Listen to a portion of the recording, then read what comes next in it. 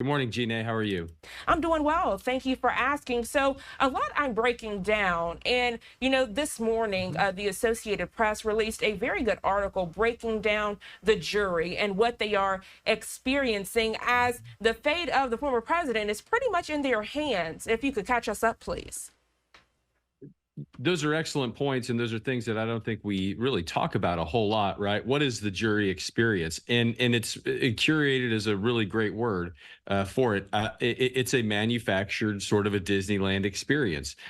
We develop, I mean, the lawyers, the judges, the courts, we develop all these ridiculously formal rules to give the jury to let them see exactly what the rules of court allow them to see and really nothing else.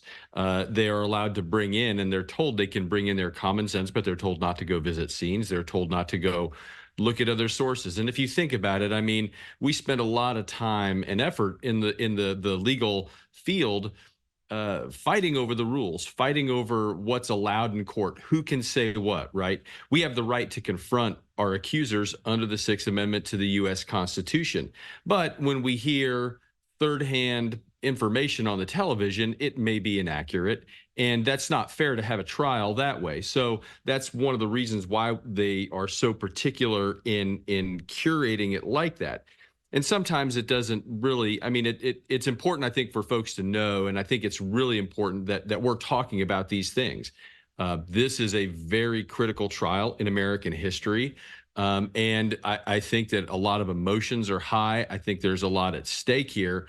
But I also think it's really healthy that we're talking and that people are being informed why the rules are the way that they are, why the jury is treated the way that they're treated, and why the process is so curated. It's curated, frankly, out of fairness for the defendant, because it's not fair for somebody on trial to get convicted because somebody saw something in the media. That's not fair.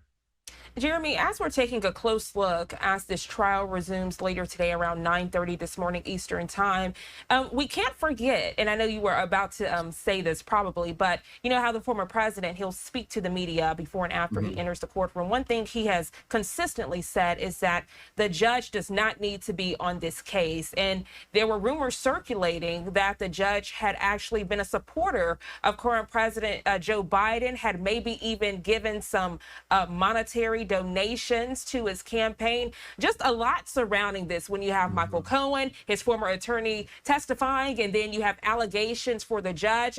They're saying the judge needs to step away from this case because of conflict of interest. I mean, all of this unfolding, and for many of the viewers, they're saying, you know what, this is making me not trust the legal system at all.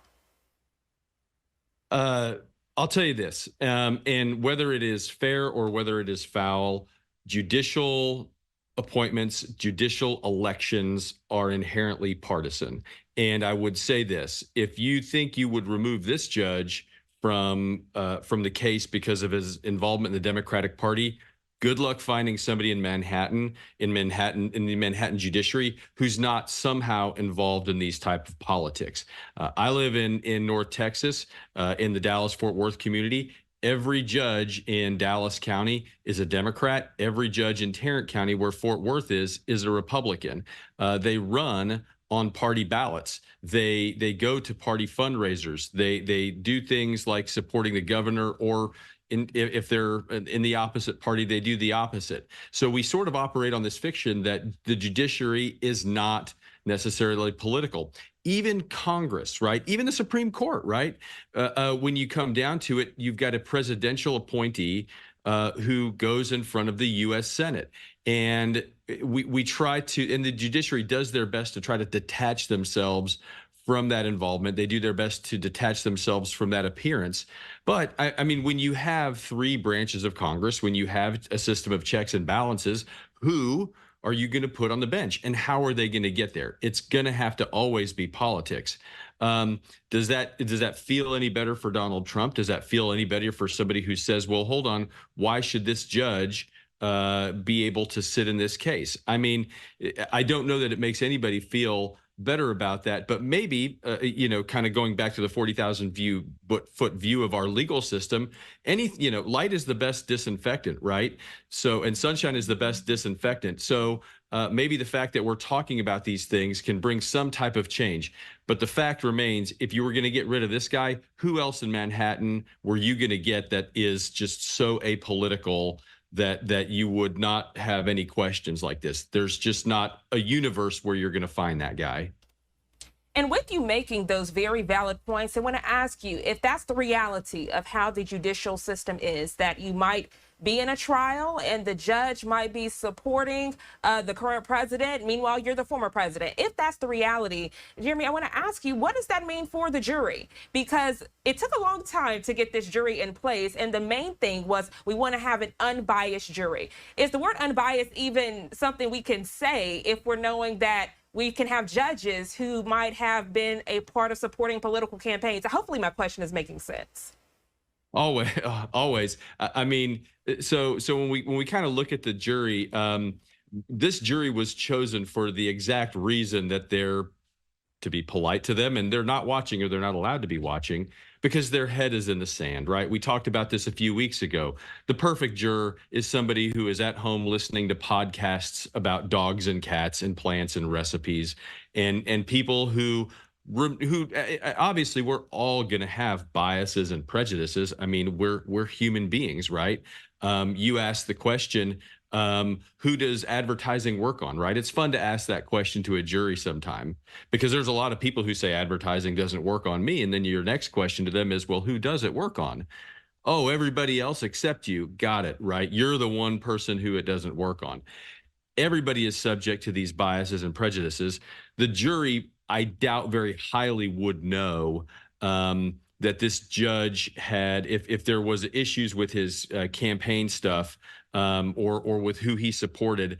I doubt very highly that this jury is aware of it. Now, the judge, it's incumbent on the judge to be fair in front of the jury, and to display fairness in front of a jury. And it's really disheartening in certain cases, when the case is over, for a jury to come back and say, what was that judge's issue? What was that judge's problem? We kind of felt like that judge was predisposed against you. So that's a sign of a judge that hasn't done his job properly. I am told that this judge has been, in his rulings, that it's been pretty down the middle. Donald Trump has had a lot of his objections sustained. Obviously, this judge has held Donald Trump in contempt. I mean, the judge is a human being too. When Donald Trump has his press conferences every day, going out and calling the judge a bunch of names is not always the best legal strategy, right? So the judge is human too, but hopefully he is not displaying that for the jury. Hopefully the jury is coming away thinking that that guy is just nothing more than a neutral referee. But only they're the ones who can answer that. Jeremy, always a pleasure speaking with you here on Live Now from Fox. I know we can always have those raw and candid conversations. Is there anything else you'd like to add before we let you go? Again, people looking ahead to the 9 o'clock hour where this hush money trial will resume. Going to be a lot of fireworks today. You've got Michael Cohen on the stand. He's on cross-examination right now. And the lawyers have had a day to kind of sit and plan. And Michael Cohen has also had a day to sort of sit and Tuesday was a dress rehearsal, if you will, because they began cross-examining him and they began sort of beating him up. So I would expect that he's going to be more prepped today, and I suspect that those other lawyers are going to be more prepped today. So I think you're going to see probably today of the entire trial, maybe other than Stormy Daniels, is going to be the most fireworks, I think. So keep tuned, and in the words of Cowboys great Terrell Owens, get your popcorn ready. All right, Jeremy Rosenthal there, trial attorney. Thank you so much again for joining us this morning on Live Now from Fox. You enjoy the rest of your day. Thanks. Bye.